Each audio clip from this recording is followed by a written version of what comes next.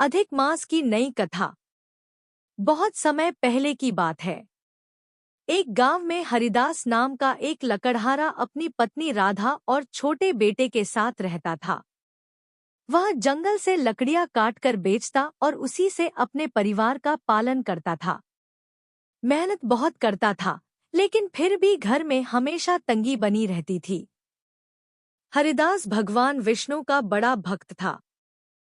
चाहे कितनी भी परेशानी हो, वह सुबह उठकर भगवान का नाम अवश्य लेता था।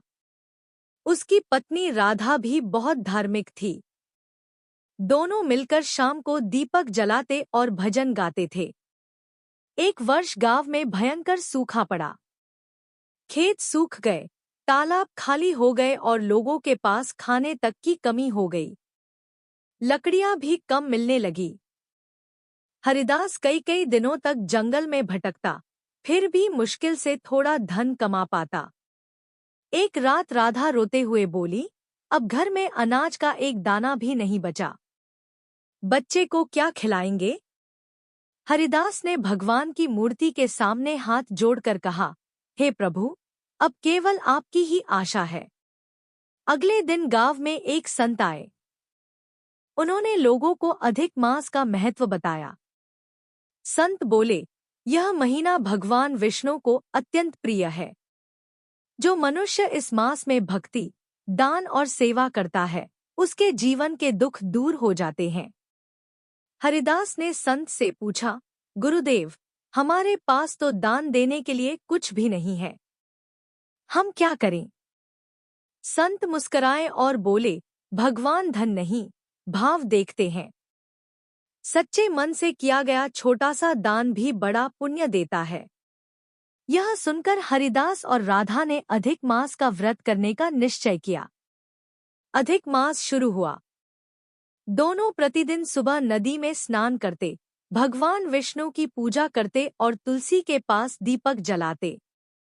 भोजन कम होता, फिर भी वे रोज थोड़ा सा अन्न पक्षियों और गाय को खिलाते थे। एक दिन हरिदास जंगल से लौट रहा था।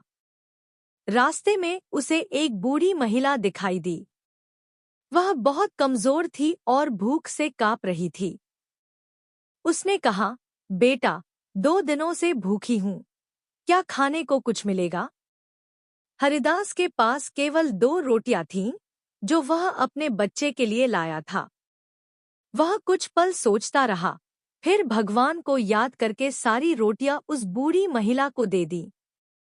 महिला ने भोजन खाकर आशीर्वाद दिया और बोली, भगवान तुम्हारा घर खुशियों से भर देंगे। जब हरिदास घर पहुंचा तो डर रहा था कि राधा क्या कहेगी। लेकिन राधा ने मुस्कुराकर कहा, आपने बहुत अच्छा किया। भूखे को भोजन कराना सबसे बड़ा धर्म है। उस रात अचानक गांव में तेज वर्षा होने लगी। कई महीनों बाद बारिश देखकर लोग खुशी से झूम उठे। तालाब भर गए और खेतों में हरियाली लौट आई। अगले दिन हरिदास जंगल गया तो उसे एक पुराने पेड़ के नीचे मिट्टी में दबा हुआ एक घड़ा मिला। उसने खोला तो उसमें चांदी के सिक्के भरे थे। हरिदास तुरंत समझ गया कि यह भगवान की कृपा है। वह घड़ा लेकर घर आया, लेकिन उसने उस धन का उपयोग केवल अपने लिए नहीं किया।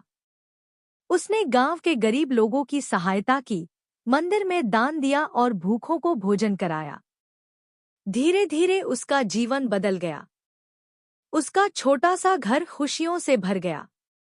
लोग उससे पूछते, तुम्हें इतना सुख कैसे मिला? हरिदास कहता, यह सब अधिक मास की भक्ति और भगवान विष्णु की कृपा है। उस दिन से पूरे गांव में अधिक मास का महत्व बढ़ गया। लोग श्रद्धा से व्रत करने लगे, गरीबों की सहायता करने लगे और भगवान का नाम लेने लगे। कहते हैं कि जो मनुष्य अधिक मास में सच्चे मन से भगवान विष्णु की पूजा करता है, दया और सेवा का भाव रखता है, उसके जीवन में सुख, शांति और समृद्धि अवश्य आती है।